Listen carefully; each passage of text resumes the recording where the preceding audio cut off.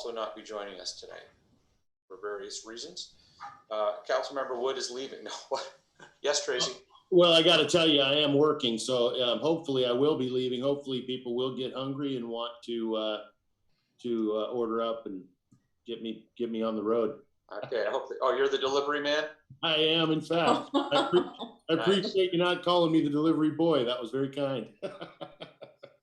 I'm getting there.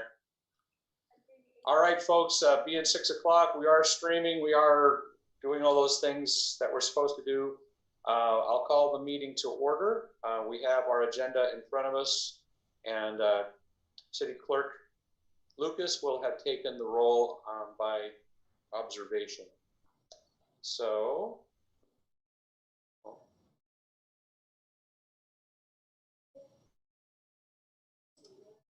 gotta find where it went. There we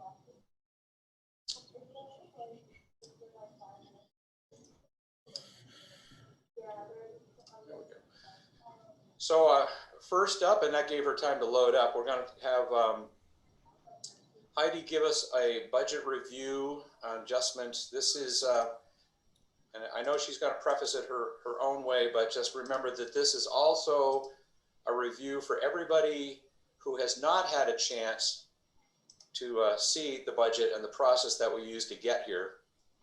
So she's going to go over a review of where we are and what we have to do in next steps. And take it away, Heidi. Okay, thank you, Mayor Foster. Appreciate the introduction and welcome, council. So tonight's study session, this is an opportunity to discuss the budget. First up on our agenda is the November 2020 budget adjustment so a budget adjustment for the current budget period that we're in. And after reviewing all of the different funds, all the expenditures are below budgeted appropriations at the fund level and at the project level. And so no major adjustments or budget amendments are needed. The only one that we do need to do is during the budget process, we were closing Fund 413, which is a water capital fund, into Fund 404, which is the water capital improvement fund. So basically consolidating that.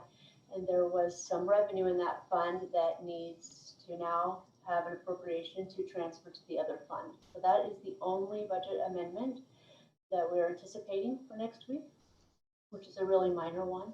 All of the other funds, like I said, are below their budgeted appropriations.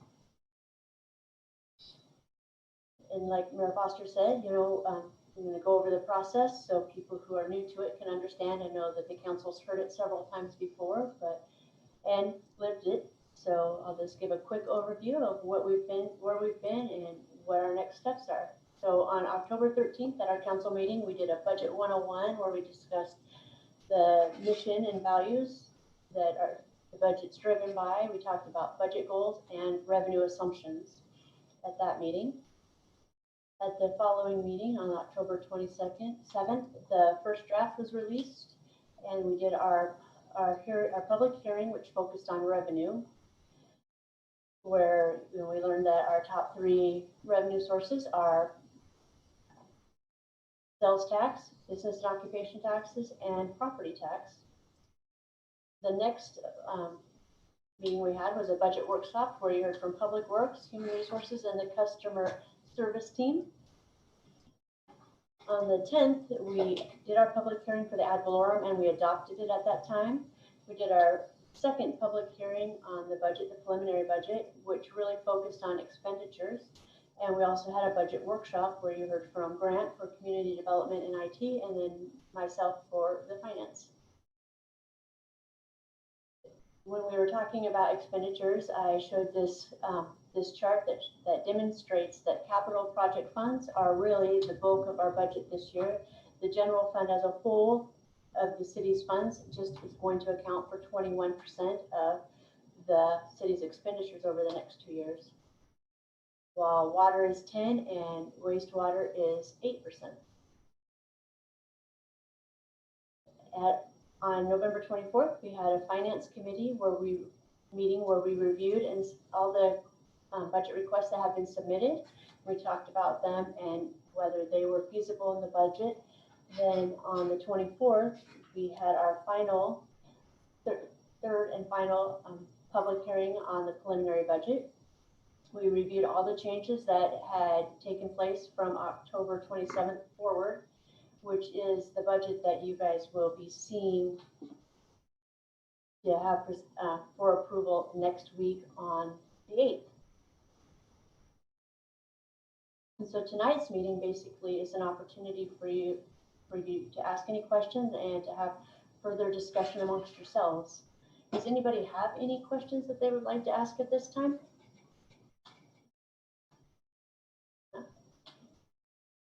Okay. Then we move on to the adoption of the final budget next week. In that final budget, we have any updated numbers, any known changes. I know that there is an FOP and a non-represented COLA in the works that will be reflected. It will still have the Teamster COLA estimate, the impact of the Dilly contract, and like I said, any other known changes will be presented at that time for adoption. And then we will also need to adopt the budget amendment that allows us to fund or to close Fund 403, or excuse me, 431 into Fund 404. But just one thing, Heidi, What? can you hear me okay? I can't, Todd, what was that? Just the last slide, that's actually the FOP. Oh, I keep doing that. I don't know why I'm stuck on FOB. Thank you. Yeah, I mean, you could plug in FOB, it may mean something. I'll correct that and I'll try and get it stuck in my hard head that it's not FOB, it's FOP. So, thank you. But other than Todd's observation, does anybody have any other questions that I could answer at this time?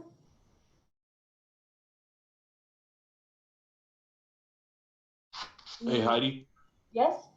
are we gonna do another finance meeting before next week? We don't have one scheduled at this time, James, but we could definitely get one in there if you'd like to. We probably should if we're gonna be putting the budget forward to actually be voted on. Okay.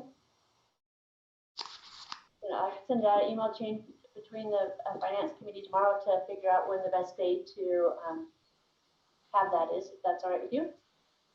Sounds good. Okay. Thank you.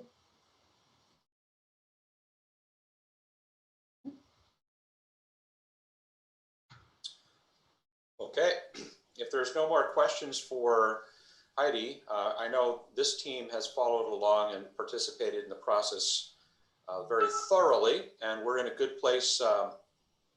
If the finance committee can come together on Monday or Tuesday or before that even and kind of polish things off, make sure that they're comfortable with it, I'm sure they will advocate for the budget as presented on the 8th. So we'll look forward to that. So with that, we'll move on to, I think you covered both A and B, didn't you, Heidi? I sure did. Yeah, so we'll move on to C. This is Chief Stansel's moment to shine.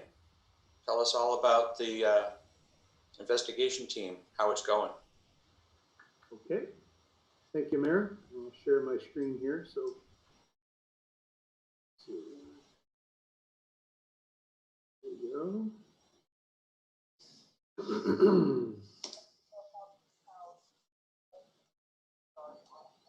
Okay, can everybody see that okay?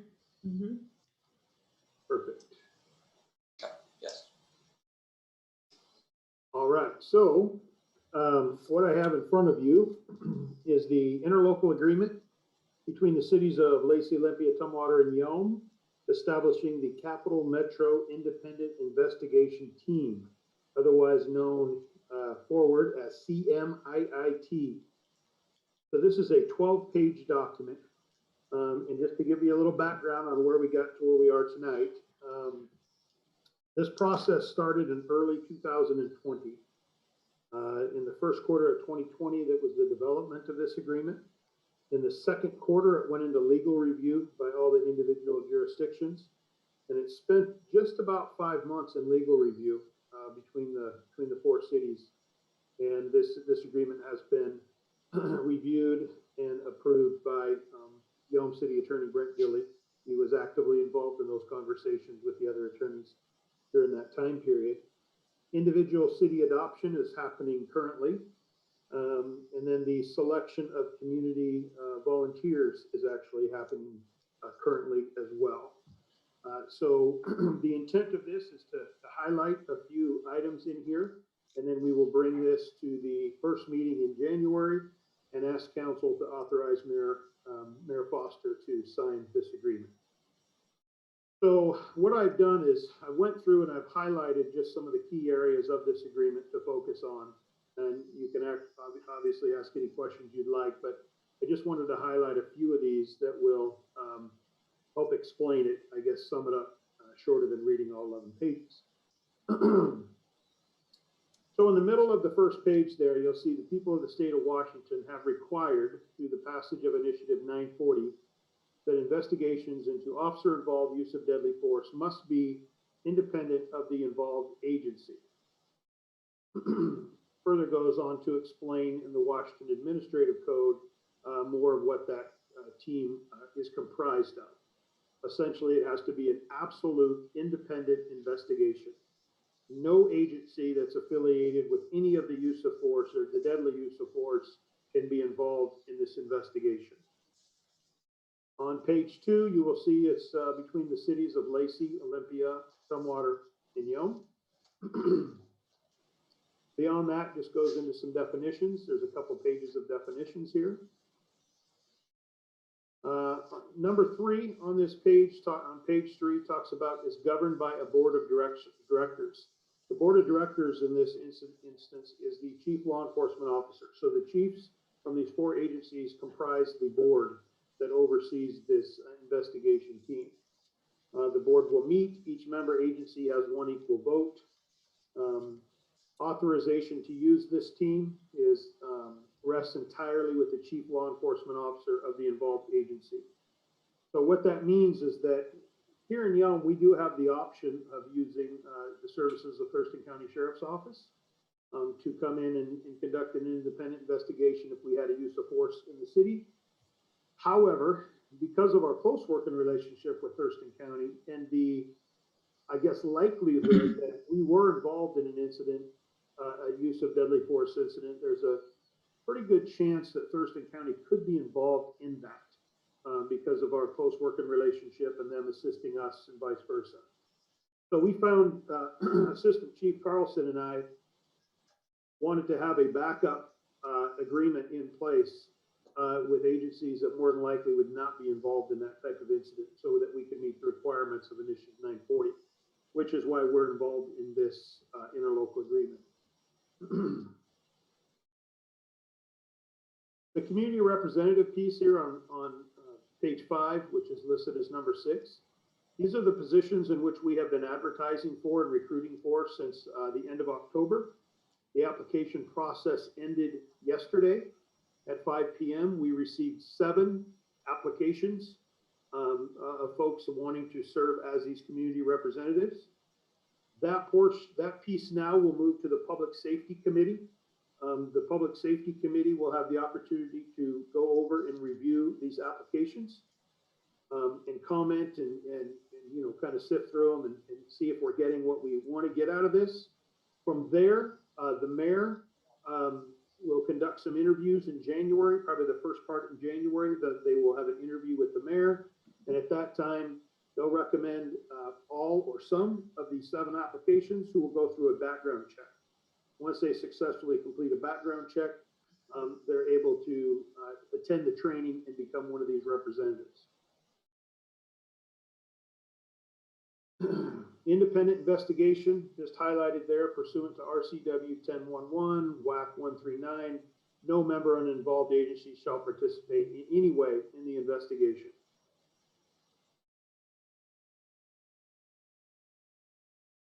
The expenses.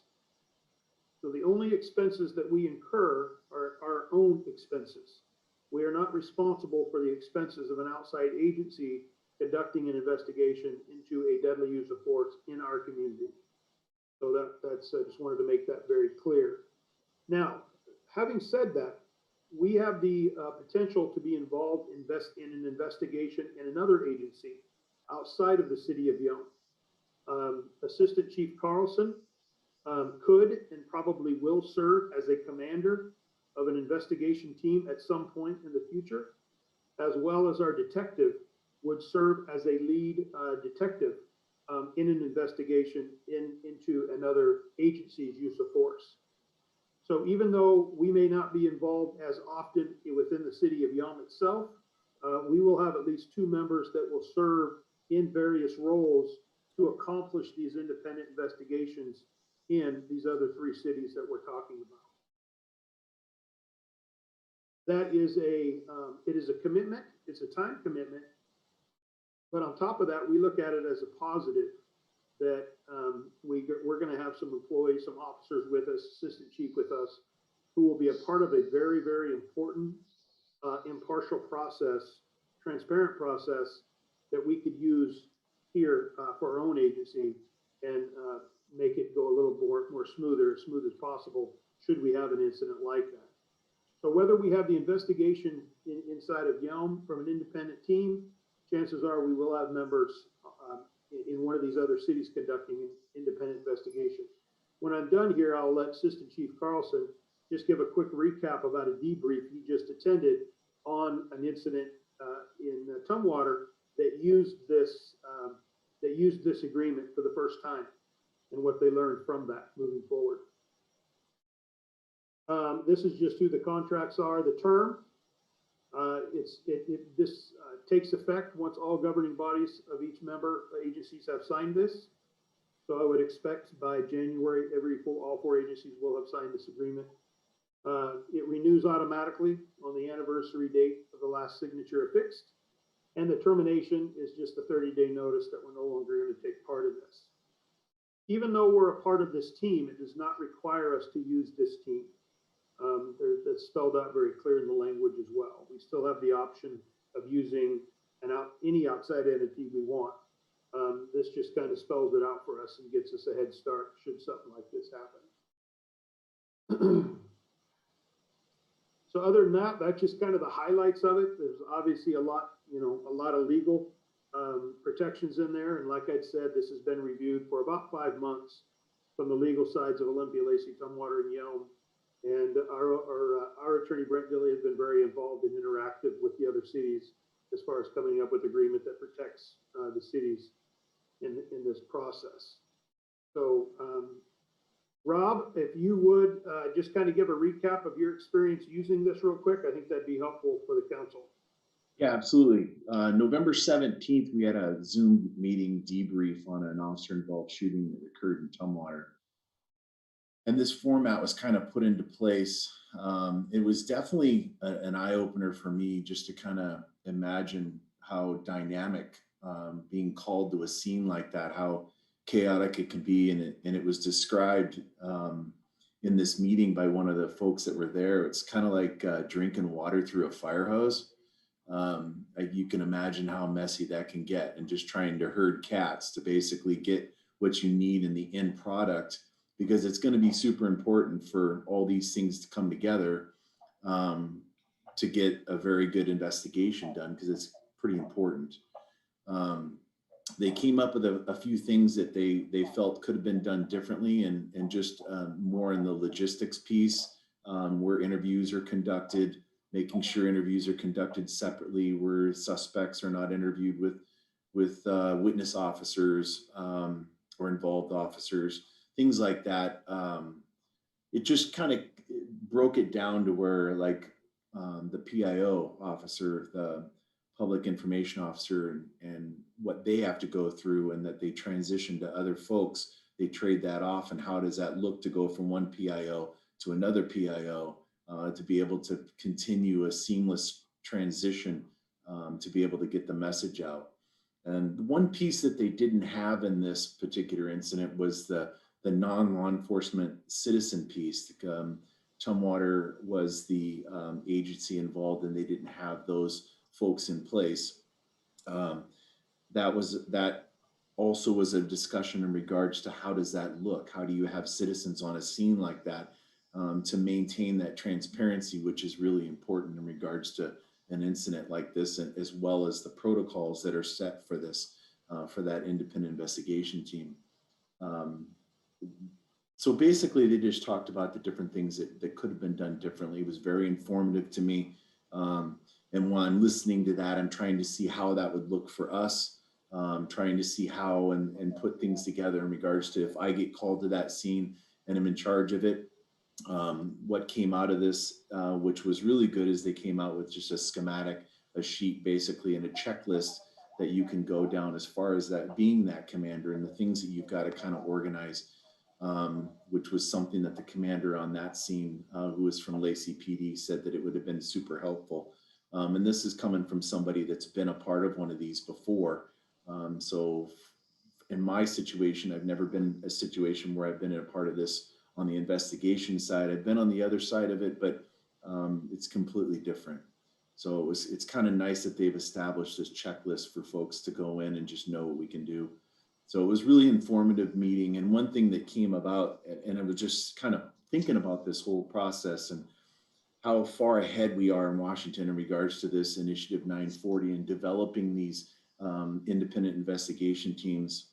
You know, I've said before in the past that unfortunately in our career field, we have significant events that changes how we operate and how we function.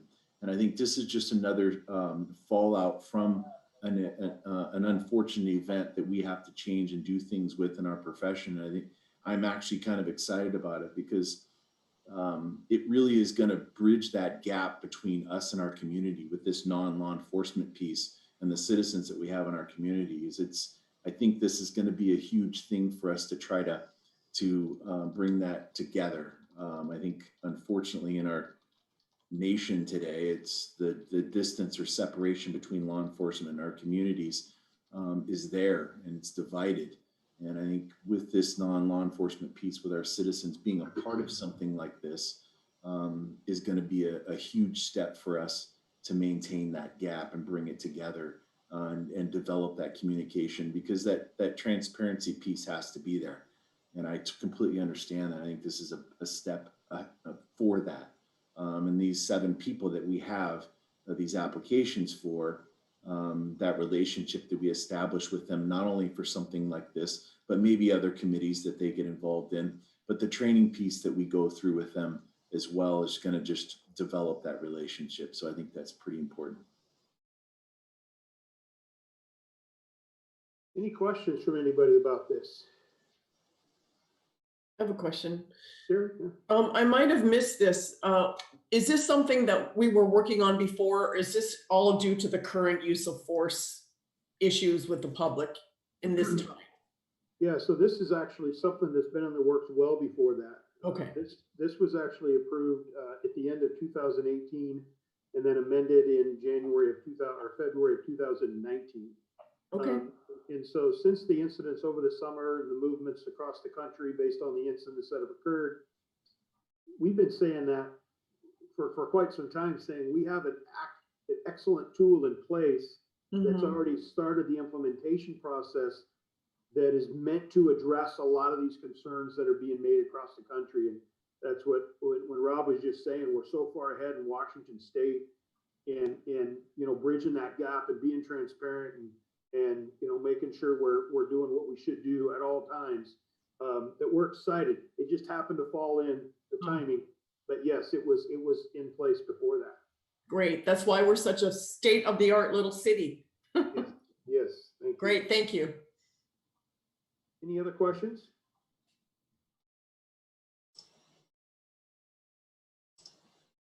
Okay, I can't see, I can only see a few of you, so if you have a question, just spout it out. Or America, can you see them all? They all have the ability to unmute and Okay. just ask the question. So Okay. I think you've covered it. This is not the first time they've heard about this. This is just better details and where we are in the process. So thank you for this. And I'm looking forward to meeting these applicants. I have a feeling I know some of them already, though. Would that be true? Yeah, definitely. Oh. You definitely know some of them. Yeah. Okay, good. Yeah. Appreciate them stepping up to do this, even though hopefully we never have to use them, right? But that they've got the training and the ability to do it. All right, thank you very much. We're going to move on to the legislative agenda. And before Michael has a great presentation that he's been able to put all of the different agendas together for your consideration. Councilmember DePinto would like to address you all, then he has to cut out to go to a different meeting. And thank you, Mayor. And I apologize for that. I have to go to this other meeting though. It's a work related meeting. But I looked over at what Michael had sent out and what he's probably gonna be showing up here today, presenting about. I agree with, thank you, Michael. It helps. I agree with all these legislative priorities. I think we should focus though on two items, which would be the number two, improvement of, I'm trying to read through on this, improvement of Washington's first water reclamation facility in Yelm. Anything to cut down future costs to that, I think is huge. I would suggest throwing out a number between 1 and 2 million that we seek funding for in the capital budget for that project. And the other thing I would recommend would be the supporting of our the Yelm bypass, basically. Continuing, we have full funding for that, but we don't want to lose steam, and continuing conversations about that with the legislators is important as well. I do think that I did see a email from Councilmember Blair regarding his priorities and some of the priorities from ABATE, which is the motorcycle. I forget what the acronym stands for, but I do think if there's a piece that we could attach to that has relationship to Yelm and has relevance to Yelm, I think we should pursue that. Otherwise, I don't think we focus our time and efforts on some of those other issues. Personally, we can absolutely lobby for those things, but not. In my opinion, I don't think we as a city should be doing that, or any just basic social issues. There's a lot of AWC recommendations as well that we could support broadly, but I wouldn't spend resources from Yelm to actually to work on those ourselves, or direct our lobbyists or whoever we're going to be deciding to do that. Other than that, though, I'm looking forward to Michael's presentation. I'll be rewatching it, and I'll try to join in as soon as I can. But I have to take off here by 6:30, so I'll let Michael go ahead. Thank you, Mayor. Okay. Thanks, Joe. Michael, why don't you go ahead and take it from the top then, and tell us how our regional legislative priorities kind of overlap one another.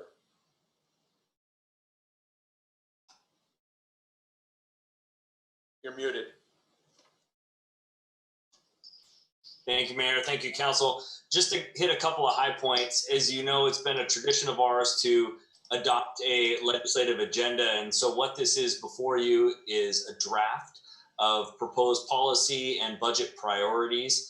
It's easy to incorporate what Councilmember DePinto just accentuated about, different numbers for certain priorities. Obviously, the focus for the legislature is going to be in dealing with the COVID catastrophe and trying to support revenue shortfalls that have come as a result of the economic impacts from COVID.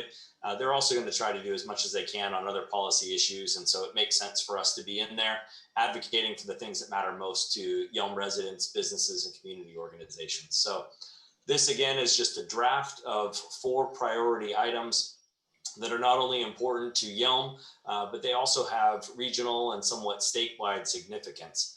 I emailed this out to you later in the day, and I doubt any of you have had the chance to read it. So I just want to go through and highlight a couple of things and then show a visual image that pertains to number 4, and then realistically open up the floor for you all to talk about any items that you see are relevant that you'd like to be added.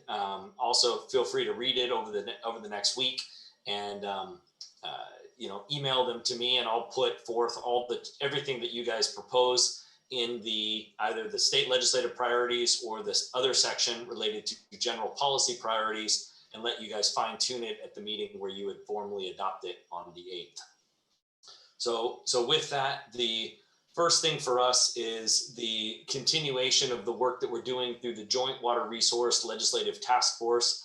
As you may remember, there are 5 pilot projects that are a part of this effort. This is a pilot project process that we initiated and created to deal with our water rights shortfall. There's also others that are facing impacts from the foster legislation. And that task force is Going to look at 5 pilot projects to address water resource mitigation.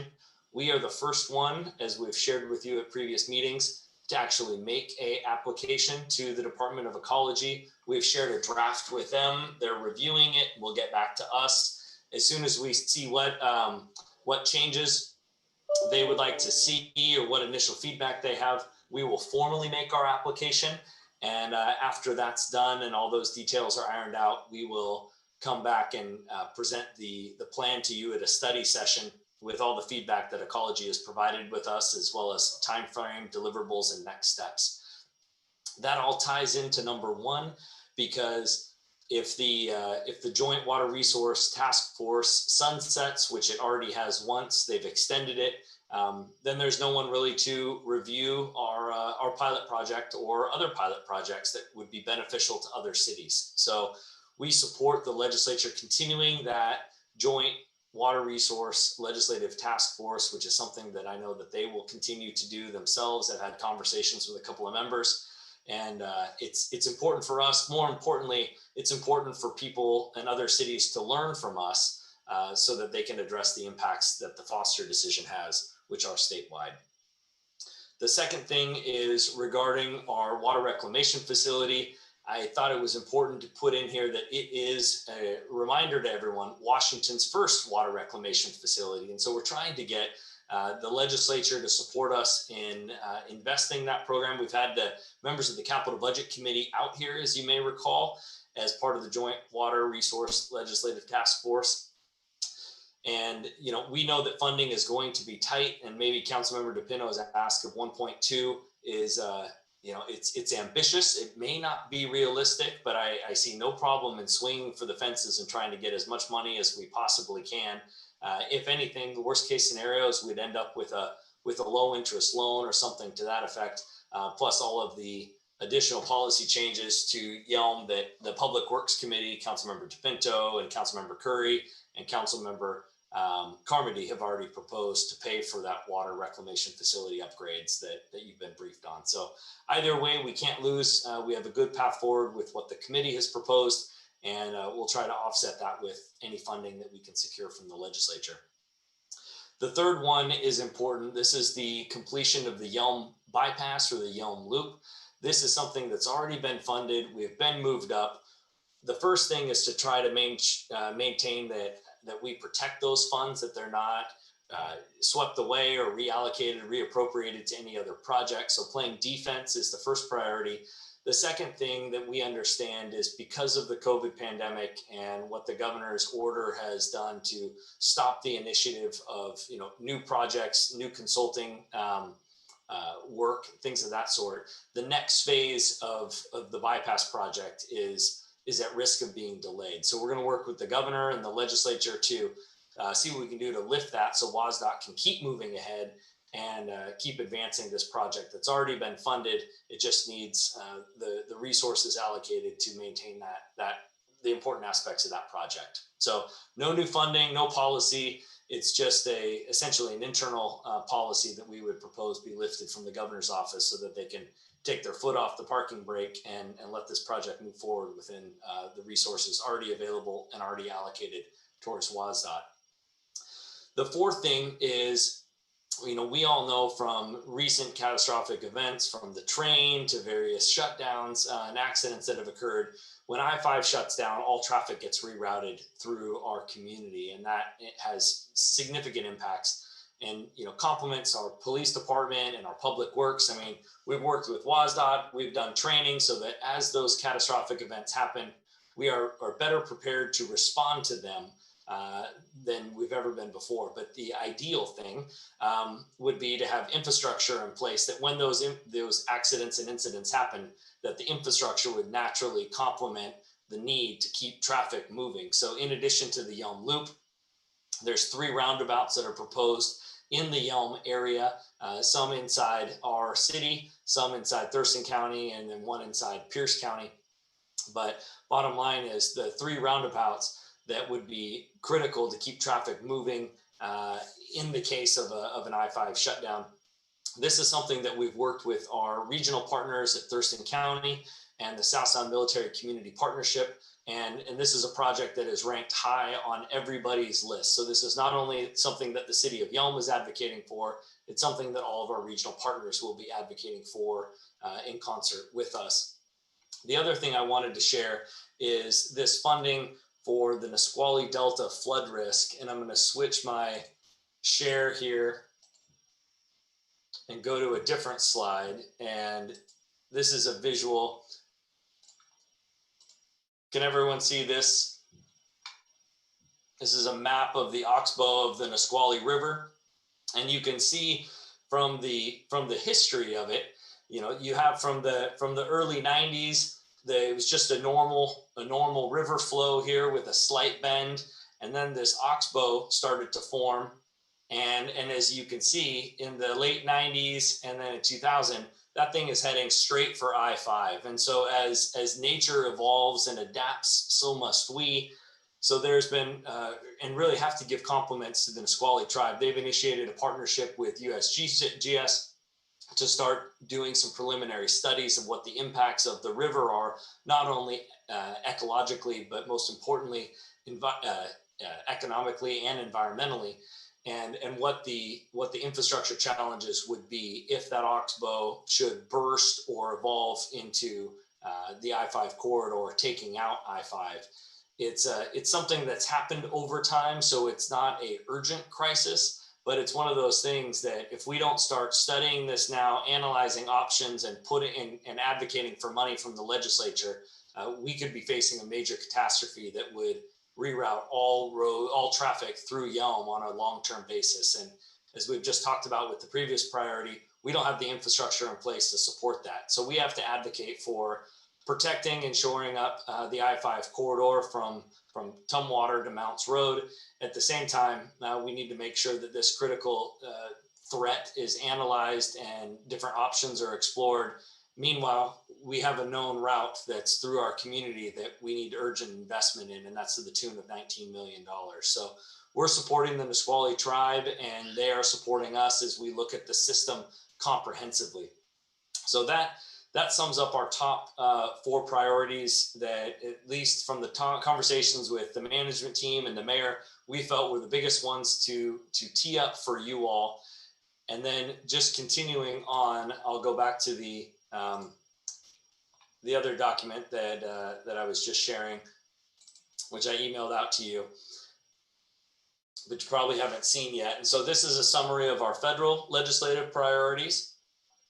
There's also in the email that I sent you a link to the Association of Washington Cities. They have a fact sheet that they've put together summarizing what some of these investments mean in greater detail as part of the whole of the Association of Washington Cities.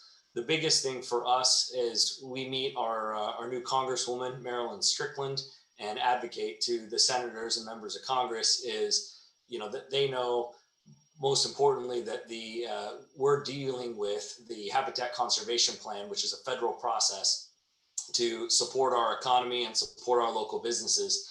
And as much as we appreciate the grant that they've given us now to start this process of establishing a Habitat Conservation Plan, we will need more money and more resources down the road when it comes to land acquisition and implementation of that plan. And so that would be our priority above all else, specifically to Yelm. And then these are other federal legislative priorities that we could benefit from.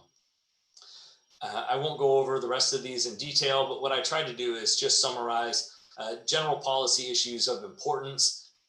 This includes the priorities from the Association of Washington Cities, from the South Sound Military Community Partnership, as well as the priorities from the Thurston Regional Council.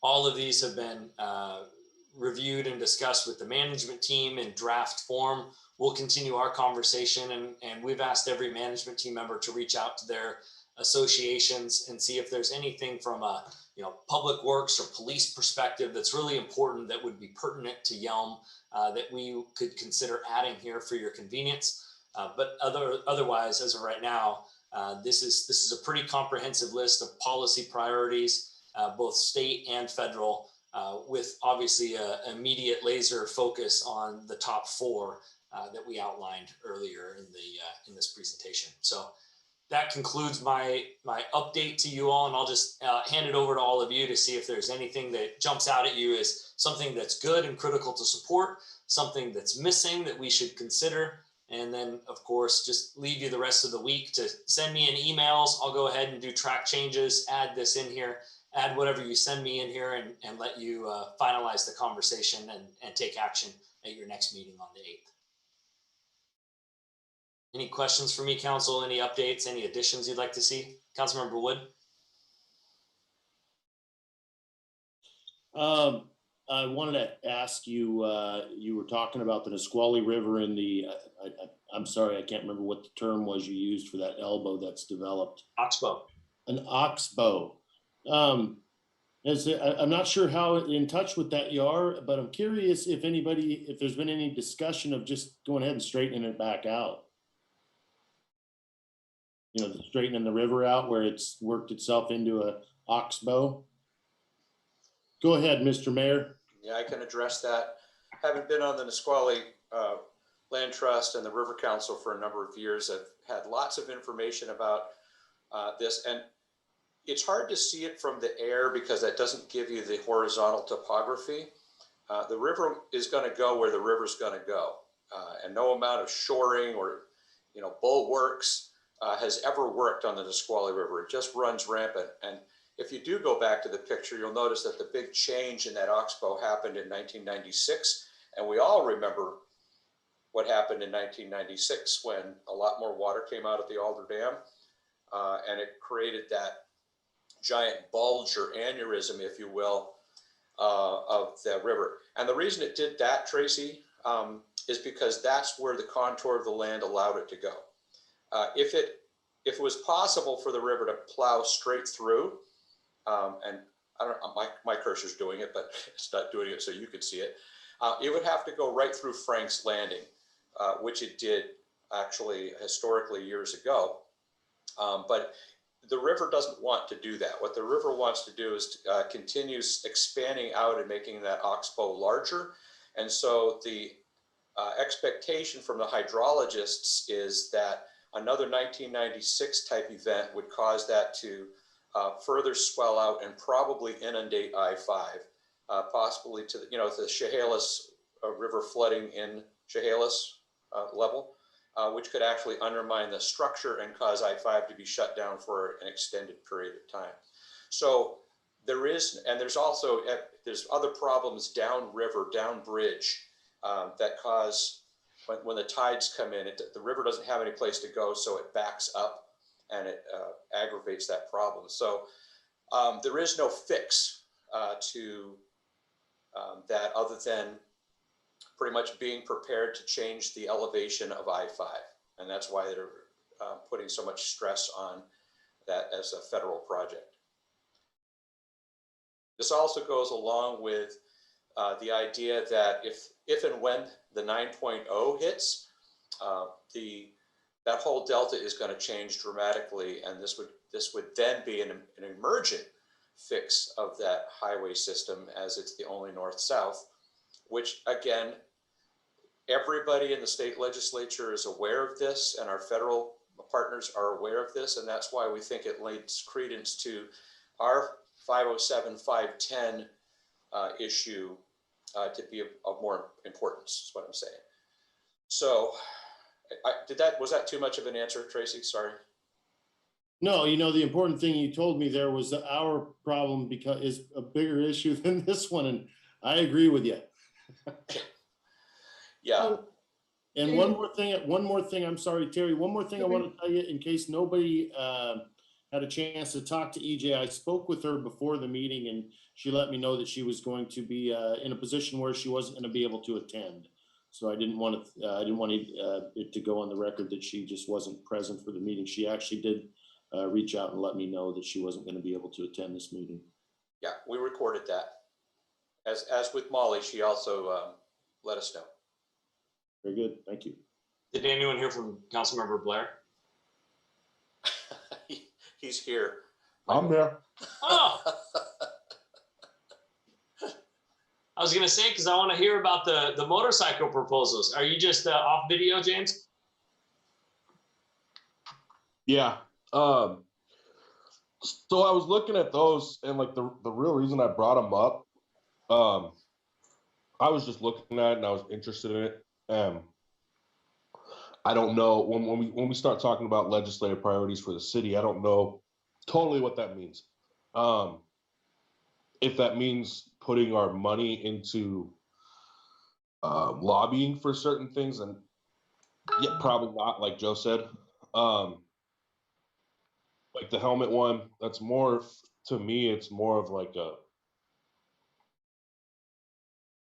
I don't know the word I'm looking for there, but it's not more of like pressing. But when it comes to the lane sharing bills and shoulder use bills that have been going through and keep getting shot down, I 100% believe that would at least help mitigate some of the traffic that flows through in one way or another. So I mean, I think the way I see it, I think that's something that could potentially benefit us, and it's a free way to mitigate congestion without having to spend a bunch of money on expansion.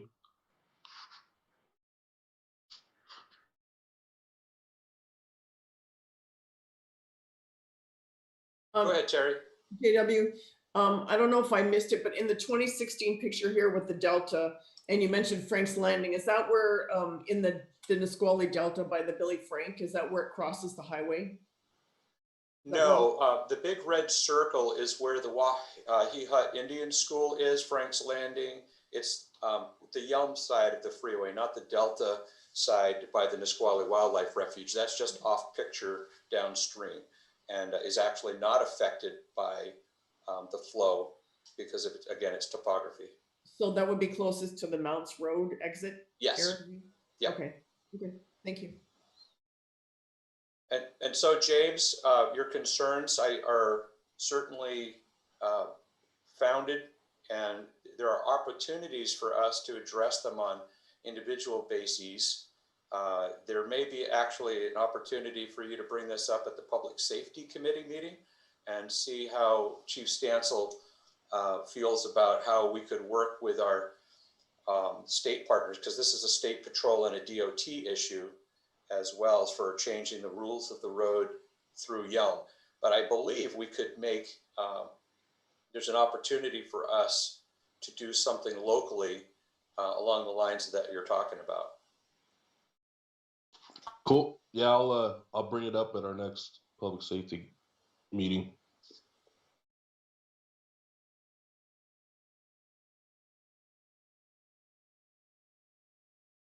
All right.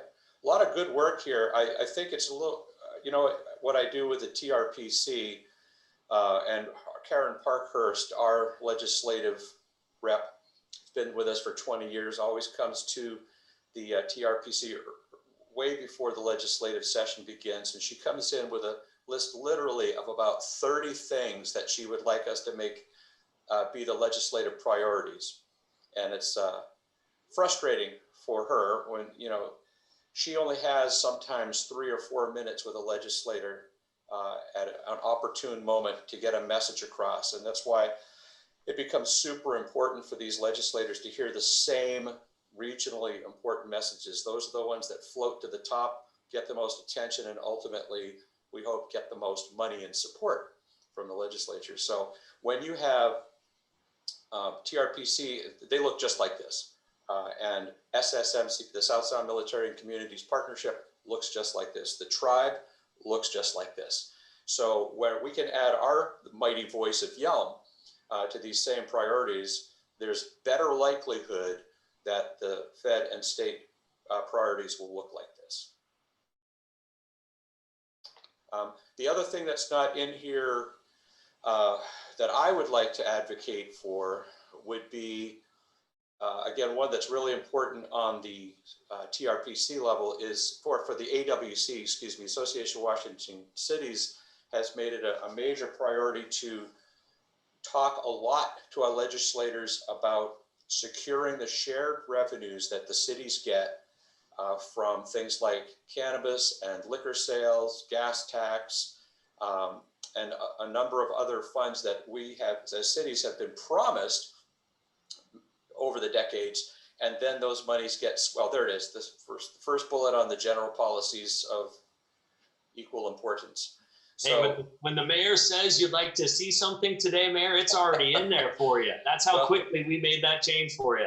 great minds think alike, Michael. I just, when you have an opportunity, if you have a one-on-one with a legislator, they already know these great big things, but they also need that needle to remind them that the cities provide the majority of funding that goes to the state for them to then spend. It's our sales tax coming from the 281 cities in the state of Washington that funds the state government.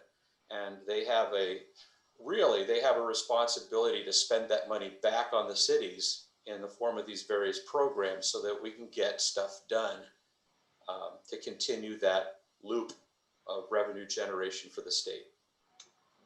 That's all I had to say about that. And this is another key aspect of this is they look to solve the problems and economic impacts from COVID.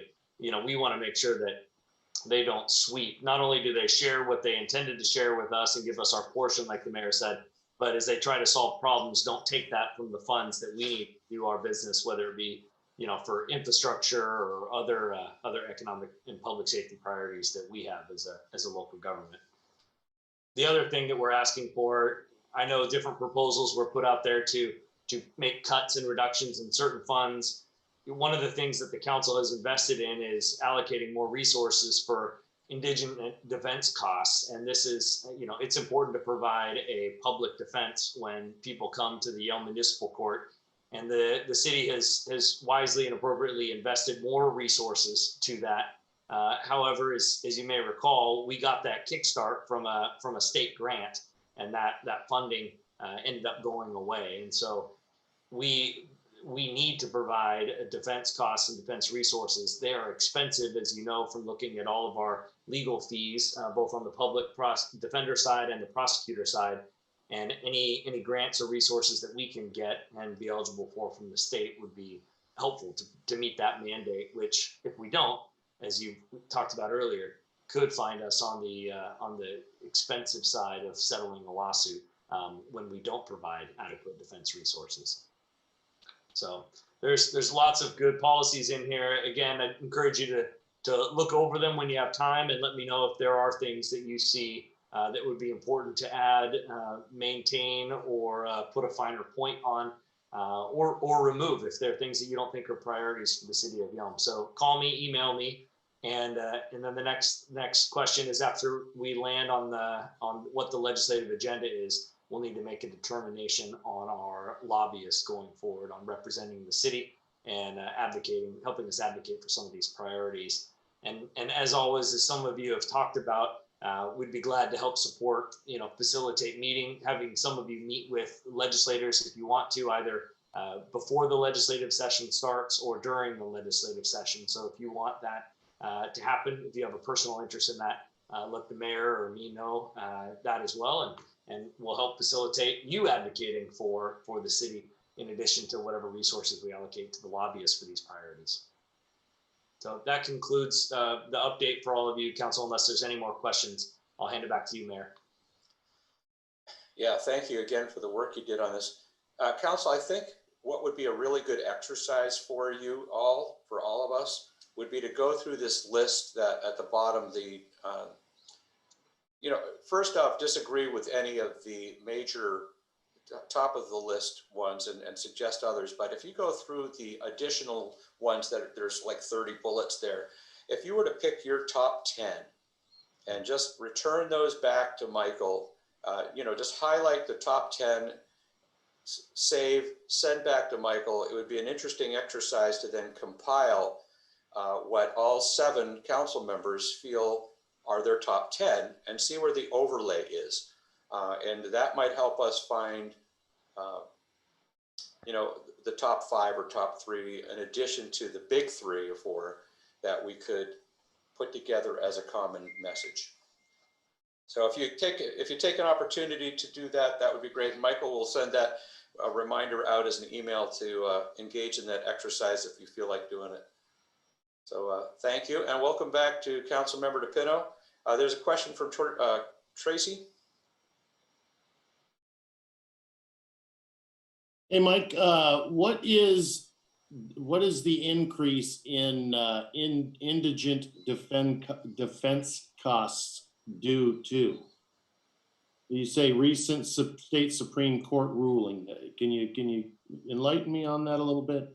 Yeah, I'll send you out an email that has the court case in it. One of the key factors was the Supreme Court found that one of the cities did not provide adequate defense costs and resources, and they fined them. I think it was to the tune of $2.5 million.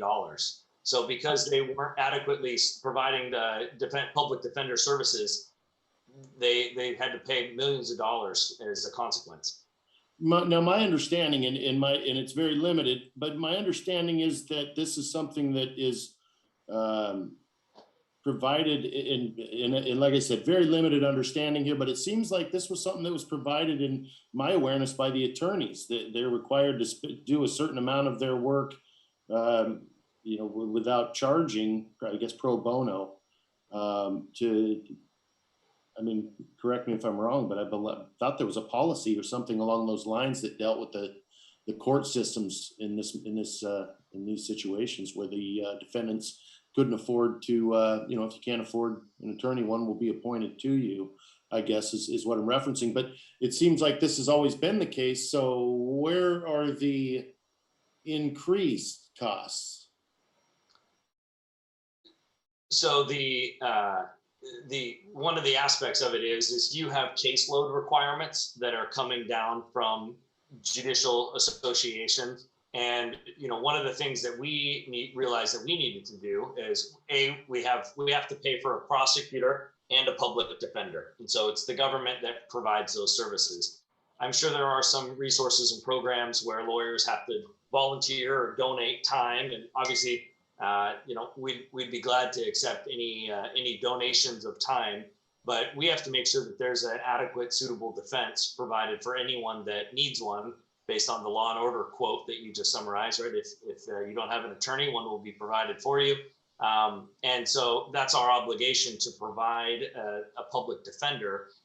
We have so many people that need a public defender that we had to actually hire 2 part-time public defenders to manage the caseload that we have. And so that's where the cost comes in, is making sure that we're providing people with appropriate public defense within the caseload requirements that the state mandates. And this then has a cost that the city has to bear. So any grants or resources that can come from the state would be helpful, because we're obviously required to provide that public defense, but we don't, the courts are not a revenue generator. And so we don't have the revenue to generate. And so it competes with other priorities that the city has to provide people public defense. So the more grants or other funds that are available for us to do that requirement helps, because the caseload requirements and the people needing a public defense continue to rise. And so we're looking for a way to offset those. It would actually just be more helpful if people would stop breaking the law. I mean, that's really the solution to all this. Councilmember DePino? Thanks. Did we witness an increase last year in those cases? Did we go over budget? No, we didn't go over budget, but you may recall what we asked for council was to approve a second public defender, which council did and appropriated the money for. Okay. I just don't understand why it didn't seem like it was a huge case. I mean, I get that there's an increase. We don't want to get any legal trouble, but it seemed like a huge jump this year. And that was just for another part-time attorney. And that's necessary. I mean, they're fully loaded here. They're busy all the time. We couldn't just hire. Yeah, we actually had and I can't remember who they are. If Todd or Sonia is listening, maybe they can jump in, but I can't remember who the Judicial Commission is, but they came in and said that the caseload that that our current public defender was carrying was too high. And that basically they sent a warning shot across the bow, said we were in that situation, and because of the Supreme Court ruling and the cost of not getting our caseload down, we needed to hire somebody else for that. And yes, to your point, they're not cheap to hire attorneys enough. even at the part-time level. Fair enough. Could I see that email, just that warning that we got? It wasn't an email. We actually had a meeting with them, but I'd be glad Okay. to have Sonia type up a summary as well as Councilmember Wood asked for a copy of the lawsuit. And so from the Supreme Court that is talking about that resulted in some city getting a 2 or 2.5. Yeah, no, I get it. And sorry, Tracy, I know you wanting to talk out of your head, but I don't want to cause more work for Sonia. If this is, I mean, if that's what it is, I get it. She doesn't need to write a summary about it. Okay. To bring us back to where we were, though, the question was what this has to do with the legislative priorities. Many are asking the state to find more money to help cities pay for the Indigent Defense Fund. That's where this came from. So as cities are seeing more indigent defense cases, and a lot of it has to do with the social turmoil that we've had over the last year or two. Those cities are defaulting in their responsibility. They just don't have the money to pay for it, or they give substandard defense protection to these people, and that gets the city in a situation of liability. So one of those subsets of funding requests to the state is, can you help the cities with more indigent defense costs? Joe. Sure. Tracy, did you want to talk first? Sorry. I know you were I just wanted to, it was a good opportunity to mention that it's something I brought up before, and I hope we're making steps to move forward on it as far as using the situation, as it were, where folks have to do community service, things like that. I'm hoping we're still looking at moving forward down that avenue of making that a possibility for us, so we can at least recoup some of these costs, even if it's in the manner of, somebody raking leaves or, something rather than, going to donate their time to Habitat for Humanity, which isn't a bad thing by any means. Don't get me wrong. I'm not saying that's not a noble cause. I'm just in a situation where people have broken our laws and gone through our systems, and especially in a situation where we're paying for their defense. It seems like we should hopefully get somewhere on that eventually. Yeah. Our public works department and the municipal court continue to explore that. There was obviously a delay in that when our last public works director, we separated from employment with him, but Cody's picked up that ball and is looking for possibilities and coordinating with our court administrator.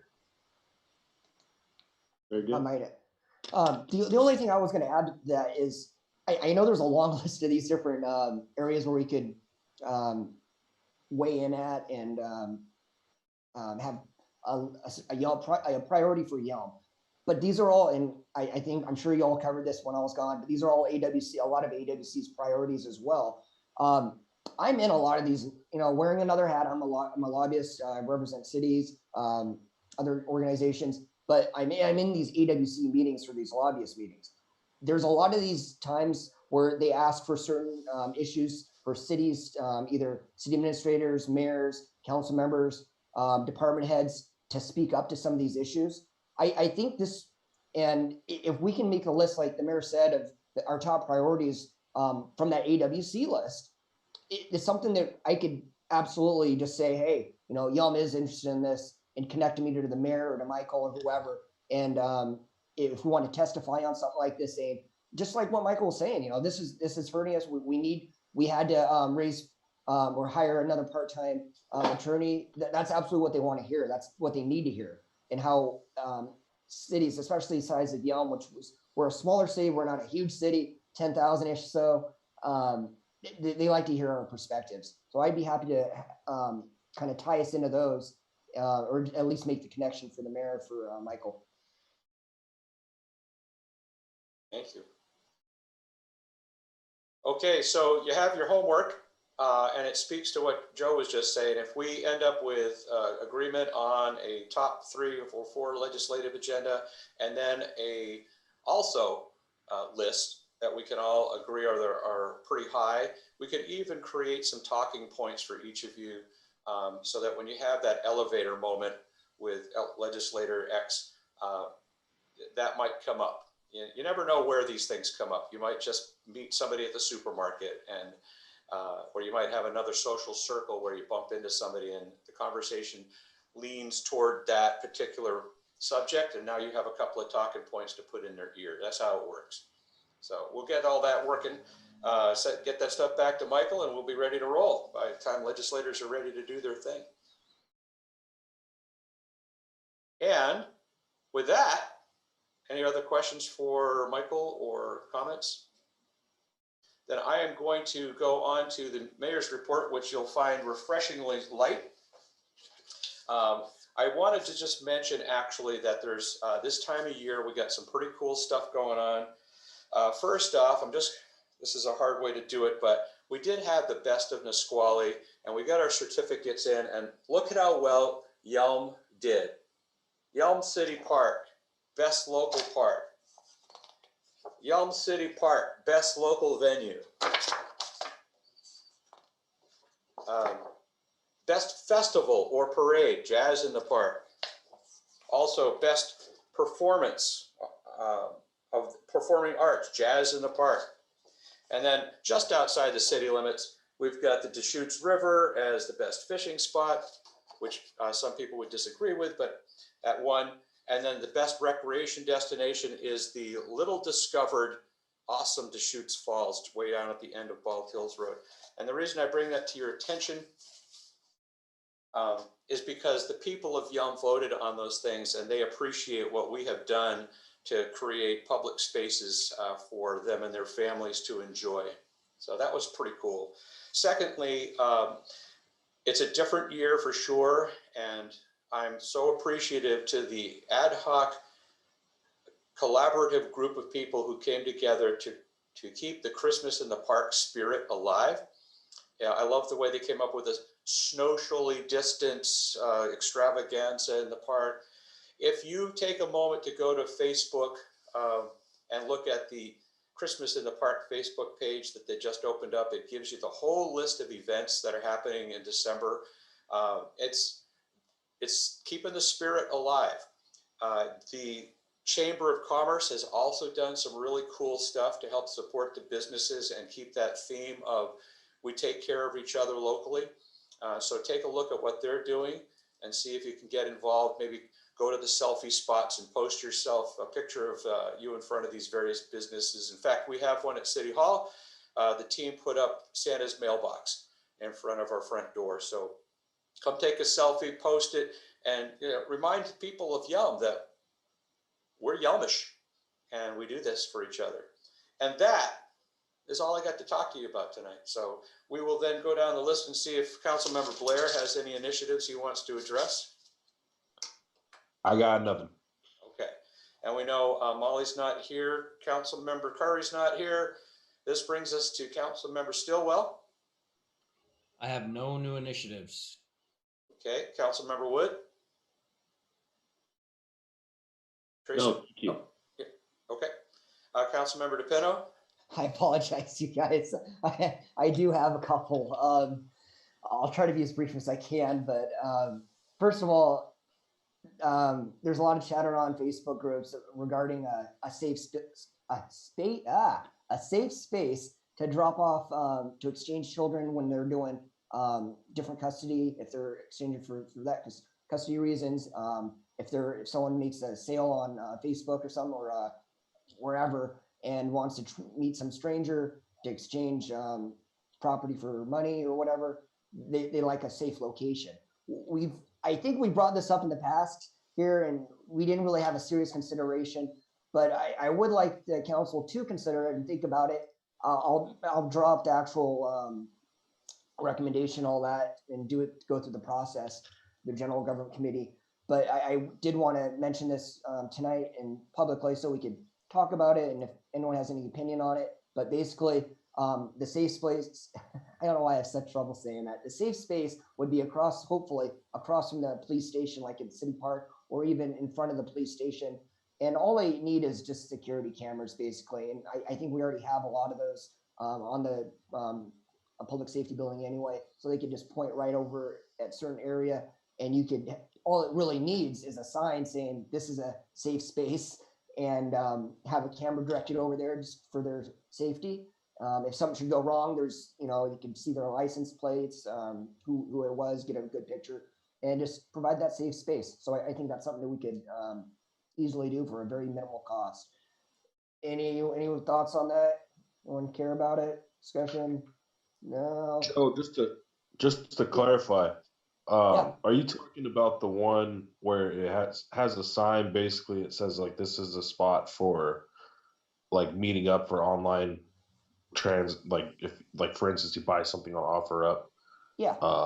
or for parents that have split custody when they meet up to transfer the kid between them or whatever. Is that the one you were referring to? Exactly. Okay, gotcha. Yeah.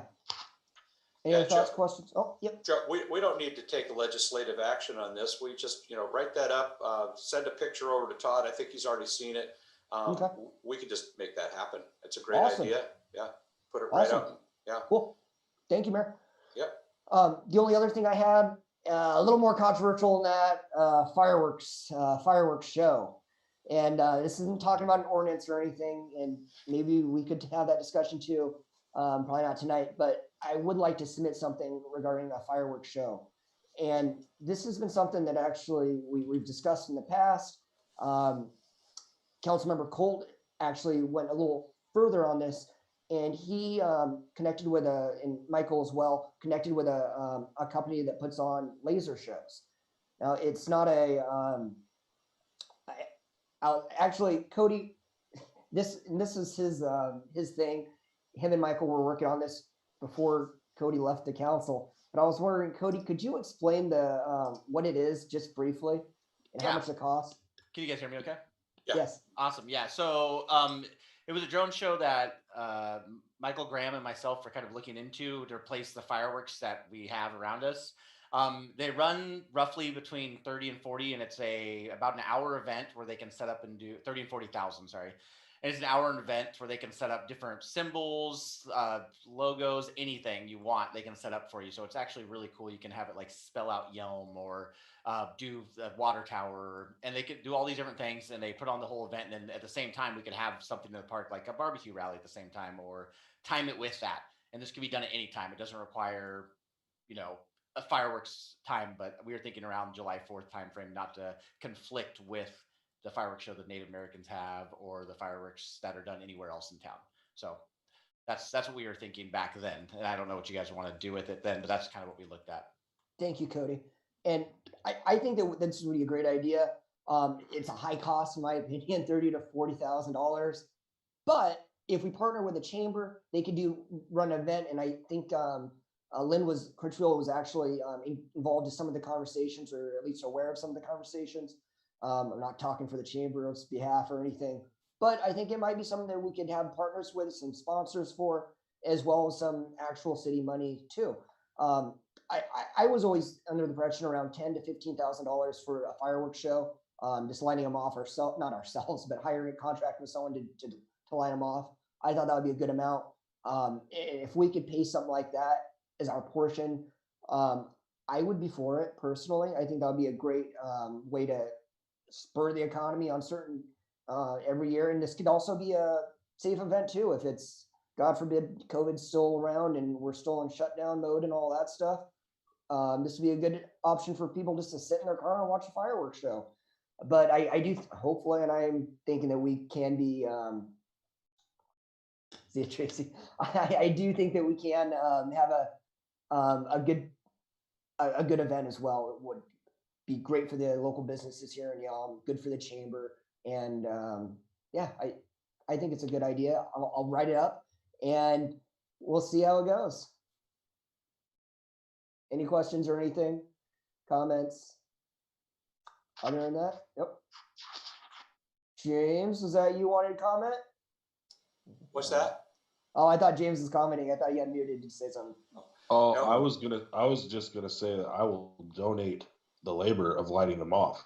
I bet you would. But yeah, that's it. I think it'd be fun though. It's a good idea, at least for us to consider. So anyway, that's my report. Thanks. You're welcome. Councilmember Kaminsky. I don't have any initiatives, but I thought I'd share something that crossed my desk more than once today. And I thought I forwarded this to everybody, but I think for some reason only James got my email. I'm not 100% sure. But somebody sent me an email with the information that the Yelm mayor of Mossy Rock, sorry, not Yelm, the mayor of Mossy Rock and their city council created an ordinance allowing their businesses to stay open based on the actual number of cases, deaths, whatever, in their very small zip code. So I wanted to suggest that. Then on my way home to come to this meeting, it was on the news that there's several mayors also in California and other states that are looking at just doing this for their very small jurisdictions based on their statistics. So I wanted to just throw it out there and see if that was something anybody would be interested in doing just to help our young businesses. Terry, I think I replied to you and I said that obviously, I mean, I think everyone knows I would be on board with it. But that's also like, I think at the same time to be,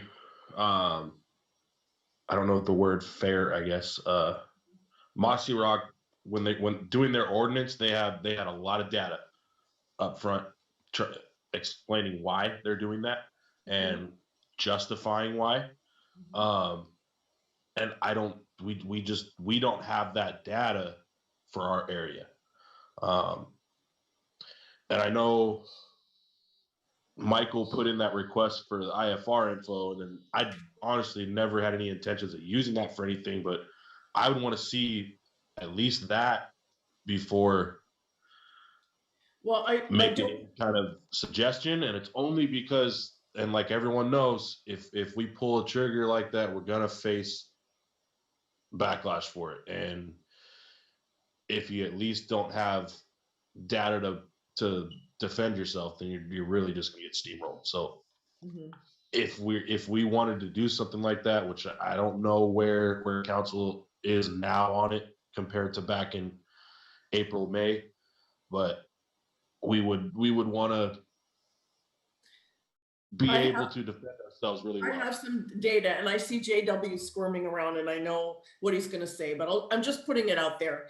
In our zip code, 98597, there were 213 cases recorded. But what surprised me that since the beginning of the virus situation in March, the total death rate in the entire state was like 46 people. And I was just surprised it was that low. So yes, people are getting COVID. I'm not denying that there is things going around and that people are dying, but I was surprised. I thought it was more than that. So it's just something I'm throwing out there. Is that for the county? The 46 number? Yes. Okay. Yes, 46. All right. So, if I might, thank you. I agree, Terry. I think it's a good idea, but I also think that we'd face a lot of legal challenges on this. I think we put us up for a lot of liability as a city. I do have concerns on that. I don't agree with, the shutdown right now. I think we do have a lot of low numbers here in Yelm, and we could open up safely, and I do think so. But on the same hand, I don't think I'd want to go up against the whole state on this and face the legal ramifications. If anything, I would definitely want to jump on board with supporting. I don't know if it's an initiative or a legislative process right now, but limiting the governor's emergency powers. That's going on. But like I said, I don't know if that's an initiative process or a legislative process. I'll have to look into that and figure out which route that's going. Yeah, and honestly, I'd support what the mayor would, one way or the other, if he wants to, go that direction towards Mossy Rock and do what they're doing. Great, I'll support him on that. If he wants to go the other route and say no, we're going to stick by what we're doing. I think he needs to kind of be the driver on this rather than the council for opening us up. Just my opinion. Tag on it, huh? Yeah, I've made my position very clear. I'm going to follow the oath that I took to uphold the laws of the Constitution, the laws of the state of Washington and the Constitution, and by extension, whatever the governor and the four corners of the legislature and the health department pass down to us to keep our community safe. If you can provide me with a more compelling reason to subject us to liabilities, that would certainly come from doing something against those, then we could consider that. But I'd like to see your presentation of that more fleshed out before I would champion it. And also, politically here, and I'm not counting votes or taking votes or anything. I don't think we'd have the support on council to do this. And even if we did, let's say it was a 4-3 vote, maybe, who knows what the mayor could do? He could choose to veto that, and in that situation, it would take a bigger majority, and I don't think we'd have that vote at all. So there's my 2 cents on I just that. simply wanted to bring it up because it seems to be something that is moving through the country that people are doing. I'm not sure about the statistics, how accurate they are, or, you know, definitely there's a lot of fear being pushed by the media. There's no doubt about that. And there's a lot of other medical sources. I don't know if people give them any validity or not, but they're from doctors and medical people. So I get where you're coming from, but because it crossed my path, I thought I'd just be controversial and bring it up. It was a good conversation, though. I think it's important to have that conversation. Thank you, Terry, for bringing it up. I mean, we these are our people and our businesses, and people are being really, really, really hurt. And there's only so long that people can go through this process and not fold. So that's why I'm just bringing it up as a topic of conversation. If we were in the same place next year, we wouldn't even look the same in our town. So just a conversation. And I'm with you, Terry. And I will say, I appreciate someone else bringing up something that stirs the pot, I guess. I just wanted to ask, just for fun, does anybody read any other literature other than listen to the news on what's, you know, the situation behind the scenes, other doctors, other medical people that are talking about this? Does anybody else listen to this? But I see a lot of stuff. Yeah. James, Tad, you're saying yes, you do. So 3 of us, JW. I do. Yeah. As well as meetings, I'm in meetings with legislators talking about this too. No. Experts I'm and health talking experts. about other information sources out there from medical people, studies that have happened, things in Europe, even things that are being censored from us. You know, Facebook's taking down a ton of information.